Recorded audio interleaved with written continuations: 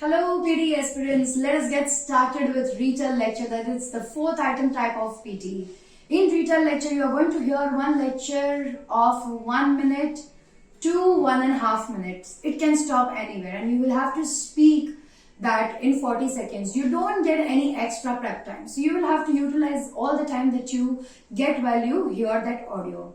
Now, how to take notes? So I have got something. I took up one test and these are the notes that you have to take.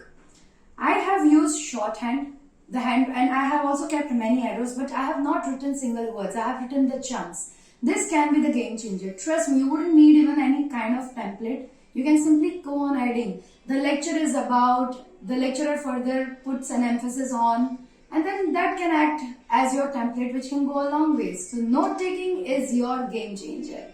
Take notes efficiently and you are good to go with retail lecture. Get 15 on 15. All the best.